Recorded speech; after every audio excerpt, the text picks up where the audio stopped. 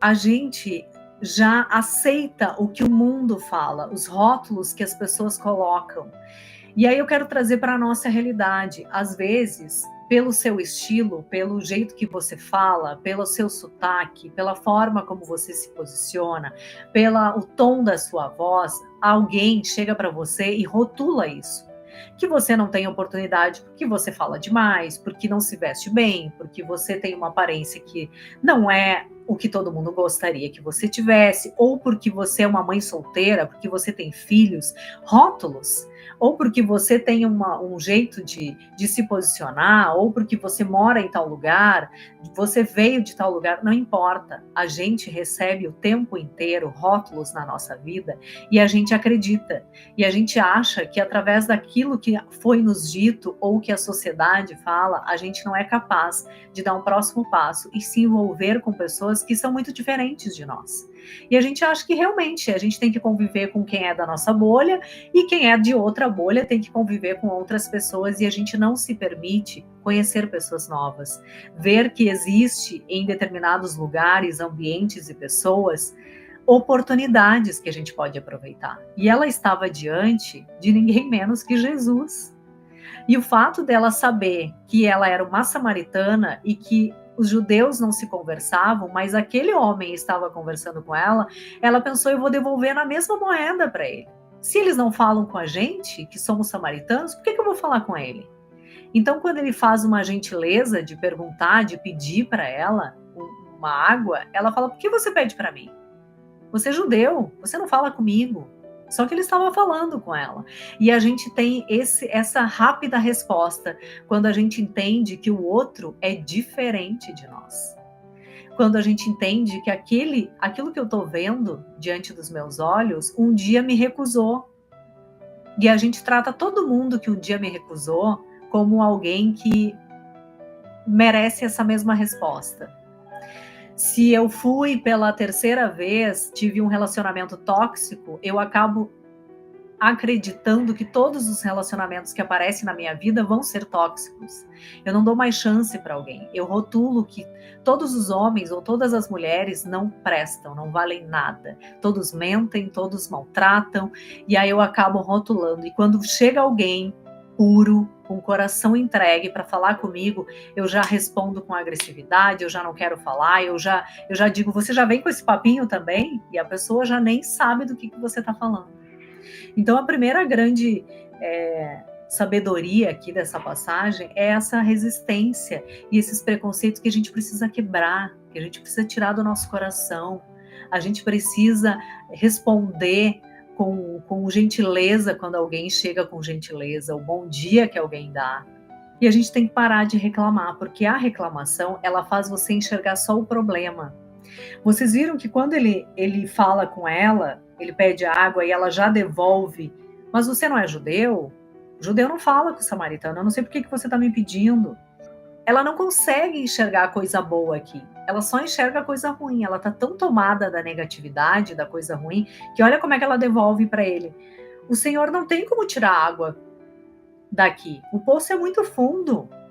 Onde você pode conseguir água viva? Ou seja, ela não quer saber. Qualquer coisa que ele falar de bom para ela, ela vai devolver com um monte de objeção. Então a gente tem que parar de reclamar para conseguir enxergar a oportunidade que tem na nossa frente.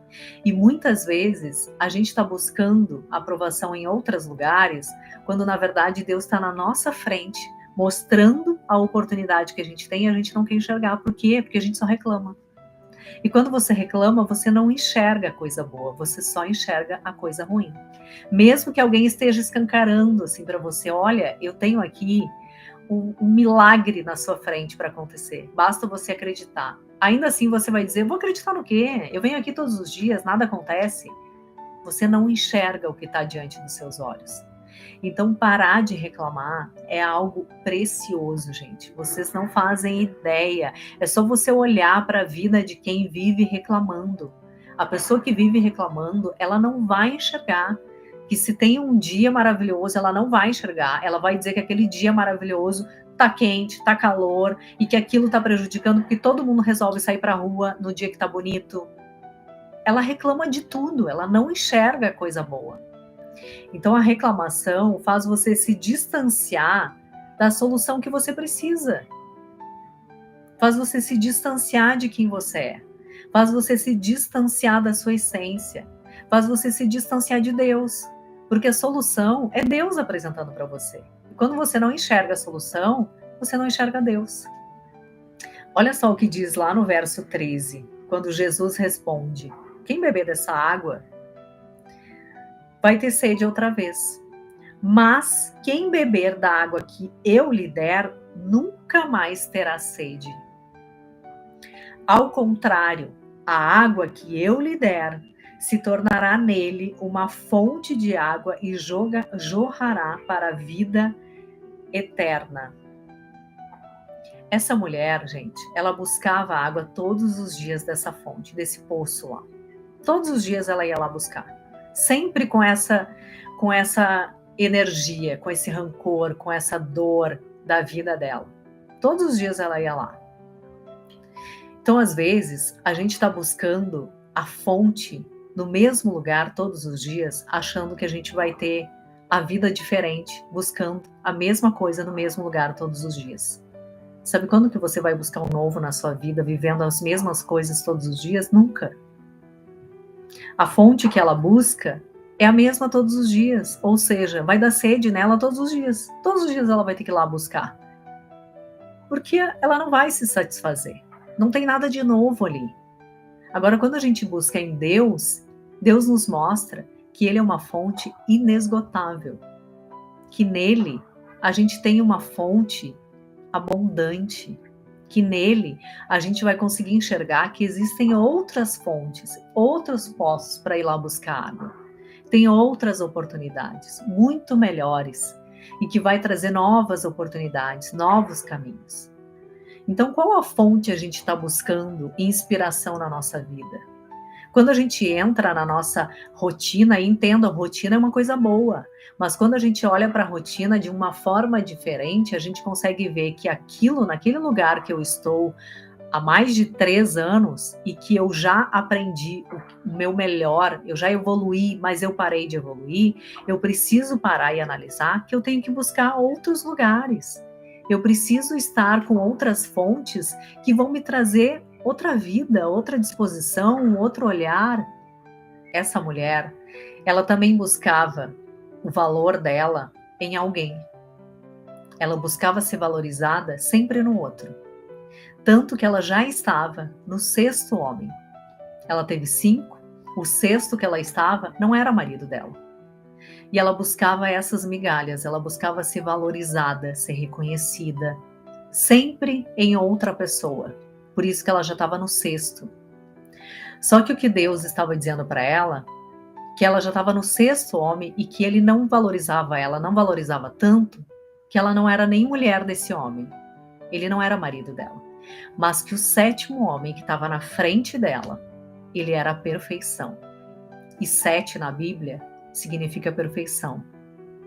7 significa você está buscando o seu valor no outro. Quando você deve buscar o relacionamento que você busca, você deve buscar comigo. Que o relacionamento que você tem comigo, eu dou valor, eu valorizo, eu acolho você, eu sei o seu valor. Eu vou trazer para você uma fonte inesgotável. A única relação que você deve ter e manter todos os dias é com a perfeição, que é quem vai valorizar você. É nesse relacionamento que você deve ter. E não você deve valorizar outras pessoas e buscar o seu valor no outro. Você nunca será reconhecido quando você buscar no outro ser valorizada. Quando você buscar a mim, eu reconheço o seu valor, porque você é filha, porque você é filho, você é amado, você tem um plano e eu vou apresentar esse plano para você. Eu vou valorizar você, porque você existe para cumprir a sua missão aqui. Então busque um relacionamento comigo, não busque no outro. Enquanto você buscar no outro a aprovação e o relacionamento perfeito, você vai estar em constante mudança. Vai ter o 5º, vai ter o 6º, mas o 7º, que é a perfeição, é só comigo. Então busca relação comigo e eu vou valorizar você. Eu não sei qual é a dor que você está vivendo, eu não sei qual é o sentimento que você está tendo, o que está mal resolvido na sua vida, mas entenda, a vida lá fora, ela está acontecendo.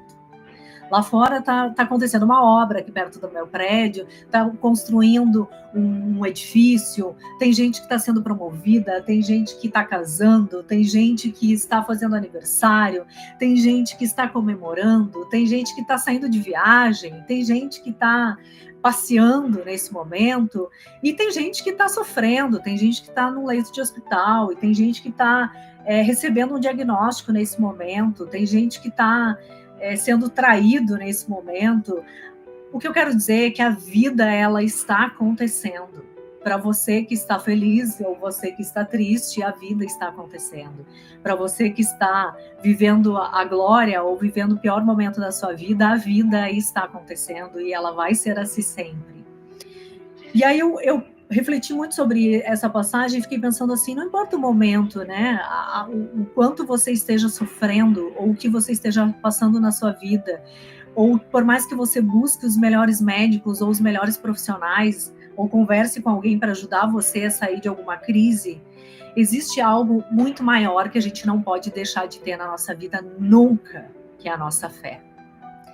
Quando eu olho essa passagem, ela está claríssima aqui, resumindo sobre isso. Há 12 anos essa mulher estava sofrendo, ela tentou de todas as formas, e ela ficou sabendo que Jesus estaria lá, e ela sabia que ele era a única salvação, e ela sabia, está escrito aqui, ela pensava, se eu tão somente tocar no manto, eu ficarei curada.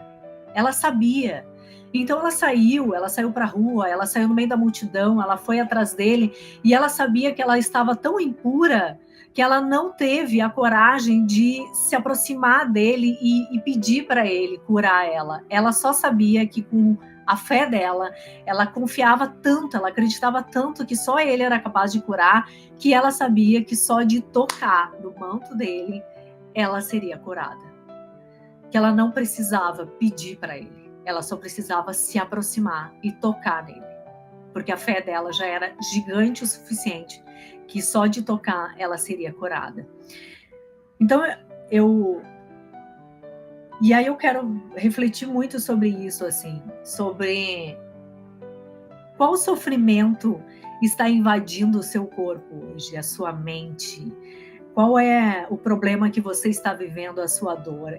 O que eu quero dizer é que essa dor, ela precisa ser interrompida. Essa mulher estava há 12 anos assim. E mesmo ela lutando, as pessoas já normalizaram aquilo que estava acontecendo com ela, mas ela não.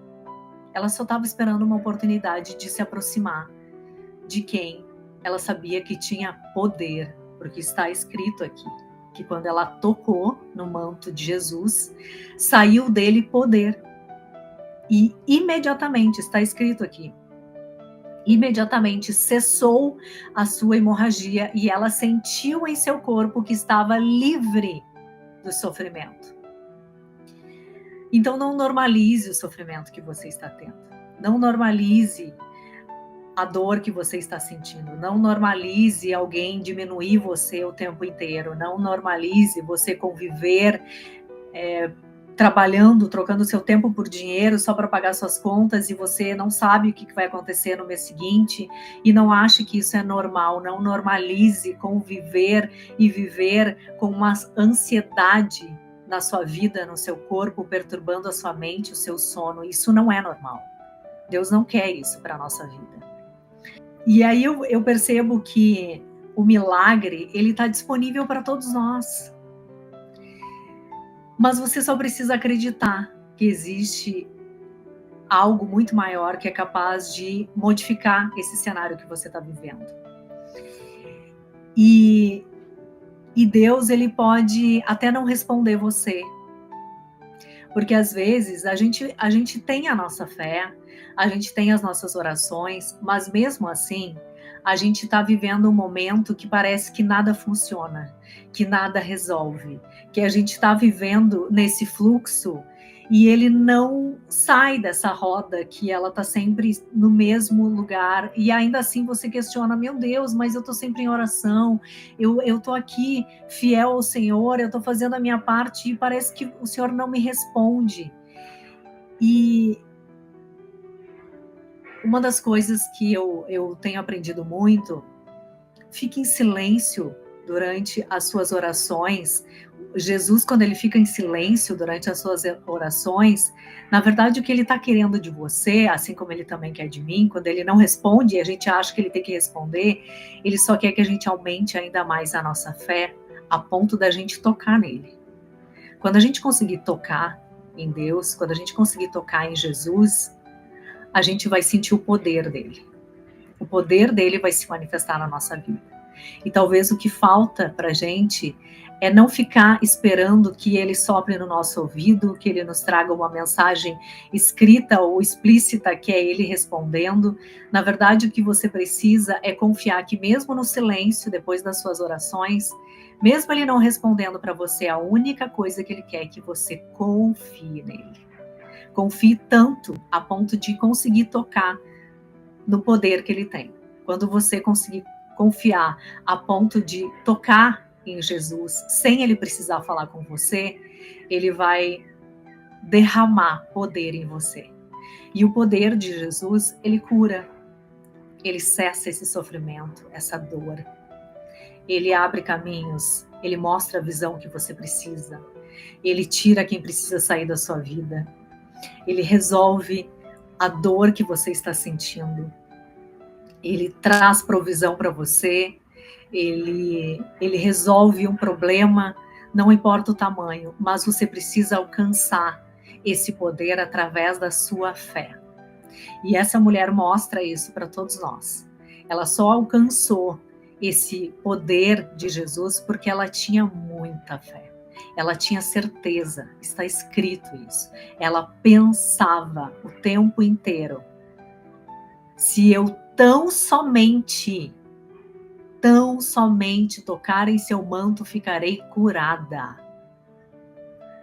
Se eu tão somente acreditar e confiar que Jesus é capaz de transformar a minha vida, de curar essa dor que eu estou sentindo, de modificar esse diagnóstico que eu tenho, de transformar a minha realidade, se eu tão somente confiar e acreditar, mesmo ele não me respondendo, eu vou conseguir tocar nele e ele vai transbordar o poder que ele tem de resolver qualquer coisa na minha vida.